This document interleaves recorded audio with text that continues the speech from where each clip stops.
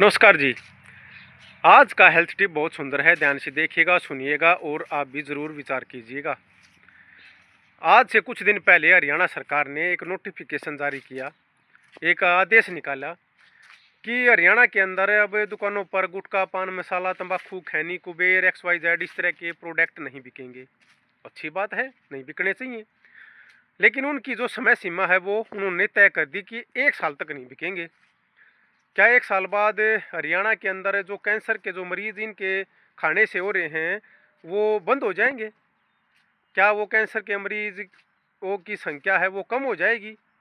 1 साल बाद आप उनको दोबारा से फिर खुली छूट दे दोगे, वो फिर बिकने लग जाएंगे, फिर कैंसर के मरीज हो जाएंगे।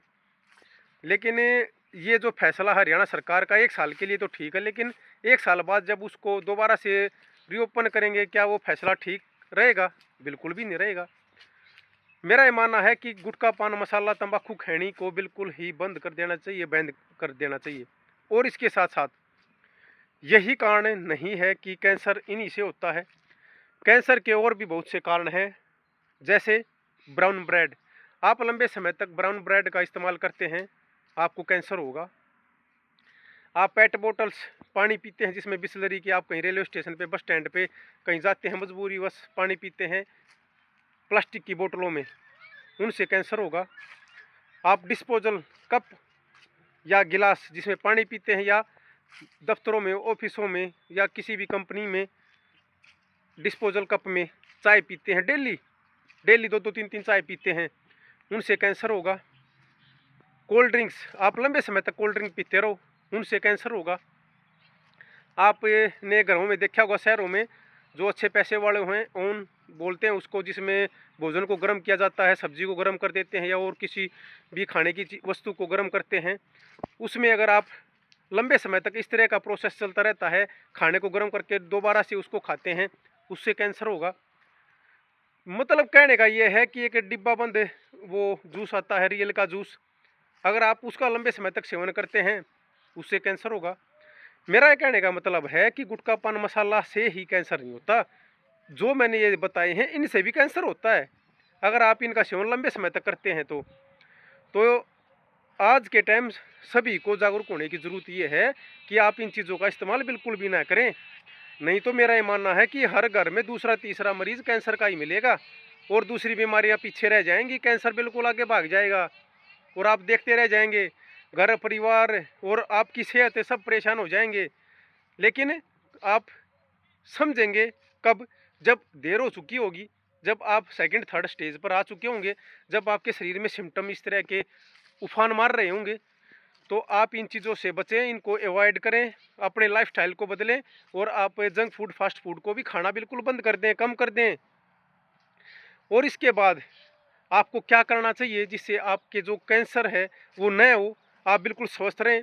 और इसके साथ साथ एक बात और कहना चाहूँगा, आप ये कह रहे हो, आप ये सोच रहे होंगे कि भाई मैं आपको डरा रहा हूँ, आप तो भैया ऐसे कह रहे हो कि पता नहीं किसको क्या हो जाए। देखो, डरना बहुत ज़रूरी है, अगर आप डरोगे नहीं तो आप इन चीज़ों को छोड़ोगे भी नहीं। अगर आप डर ही नहीं रहे कि भैया आपको ब्राउन ब्रेड, आपको कंटिन्यू, आपको कोल्ड ड्रिंक्स पीने से, आपको डिस्पोजल कप में और गिलास में चाय दूध पे या पानी पीने से, या आपको ओवन में खाना खाने से, या आपको रियल का जूस पीने से लगातार मैं कहूँ कि नहीं से कुछ नहीं होगा, तो आप कभी भी इन चीज़ों को नहीं छोड़ेंगे। देखो, डर होना बहुत ज़रूरी है, जब तक डर नहीं होगा तब तक आप इन चीज़ों से दूरी भी नहीं बनाएंगे। जंक फूड, फास्ट फूड, मैदा, कितने प्रोडक्ट आप खा रहे हैं जिससे आपके शरीर में क्या हो रहा है? गंद इकट्ठा हो रहा है। क्या आप स्ट्रोंग हो रहे हैं? क्या आपका स्टेमिना, स्ट्रेंथ, आपकी स्टेबिलिटी, क्या आपके अंदर इंडोरेंस पावर बढ़ रही है? नो, बिल्कुल कुछ नहीं हो रहा आपके अंदर। आपके अंदर हर चीज़ घट रही है। और इसके बाद अब आप क्या करें जिससे आप इन चीज़ों से बचे रहें, आप कैंसर से बचे रहें? इसके लिए आपको सुबह जल्दी उठना पड़ेगा, अपना लाइफस्टाइल चेंज करना पड़ेगा। सुबह जल्दी उठने के बाद आप नंगे पैर, ये जैसे घास दिखाई दे रहा है आपको, कहीं भी अपने पार्क में, अपने स्कूल में, अपने घर पर, आसपास प्लॉट में कहीं भी हो, तो वहाँ पर नंगे पैर घूमिए। आप योगा, प्राणायाम, आसन, आप एक्सरसाइज करिए, आप इतना वर्कआउट करिए जिससे कुछ पसीना आप रिलीज कर सकें। कुछ तो पसीना निकालिए अपने शरीर से, कुछ तो मेहनत करो। और इसके साथ साथ आप बिल्कुल हेल्दी फूड यूज़ कीजिएगा। आप हरी सब्जियां, हरे पत्तेदार सब्जियों का और लिक्विड का ज़्यादा सेवन कीजिएगा। चपाती भी कम कीजिएगा। पूरे दिन में आप 4-5 चपाती खाइएगा सुबह से लेकर सोने तक। और लिक्विड ज़्यादा लीजिएगा, पानी ज़्यादा ले, आप लस्सी लो, दूध लो, इस तरह के फूड प्रोडक्ट का सेवन ज़्यादा कीजिएगा। अगर आप इन चीज़ों का ध्यान रखते हैं और इसके साथ साथ आप प्रकृति से जुड़ते हैं, पेड़ पौधों से जुड़ते हैं, पक्षियों के संगीत सुनते हैं और अपने आप को खुश रखते हैं, स्वस्थ रखते हैं, तो मेरा ये मानना है कि आप अपने लाइफस्टाइल को बदल देंगे तो आपको ये इस तरह की बीमारियां नहीं होंगी। क्योंकि ये जो बीमारी है ये आम बीमारी बन चुकी है। जैसे खांसी जुकाम हो जाता ना, कभी किसी को हो गया, हर घर परिवार में खांसी जुकाम हो जाता है जब, तो आप ये कहते हैं भाई उनका भी हो रहा है, उनका भी हो रहा है। तो ऐसा समय आएगा कि कैंसर के ऐसे मरीज पैदा हो जाएंगे कि वो ये क्या करेंगे, उनका भी हर दूसरे तीसरे घर में आपको मरीज दिखाई देंगे। तो मेरा कहने का तात्पर्य ये है कि अपना लाइफस्टाइल बदलो, खान पान के तरीके बदलो, कम खाओ। अगर आप कम खा रहे हैं तो आपके हेल्थ के लिए ठीक है। मैं तो ये कहता हूँ कि एक दिन का आपको व्रत भी करना चाहिए, उससे आपके डाइजेशन सिस्टम बिल्कुल मजबूत हो जाएगा। और अगर आप इन चीज़ों का ध्यान रखेंगे तो आप इस तरह की बीमारी से बचे रहेंगे। नहीं तो भैया ये बीमारी, मेरा ये मानना है कि आदमी को तो परेशान करती है, आपकी जोड़ी हुई संपत्ति को भी अपने साथ ले जाएगी। और आदमी जिसको ये प्रॉब्लम है वो तो परेशान हो ही रहा है, उसका तो वही जाने जिसको हो रहा है। लेकिन आप इन चीज़ों से अगर बचना चाहते हैं तो भैया अपना लाइफस्टाइल बदलो, अपना खान पीन का तरीका बदलो, रहन सहन का तरीका बदलो और अपने आप को खुश रहना सीखो।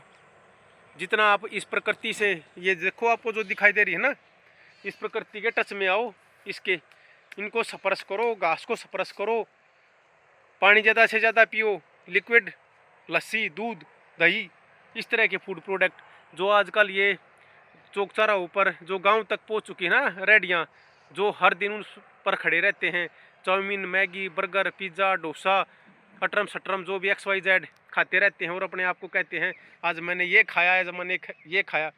ये जीभ चटोरी नहीं है, आपका मन चटोरा है।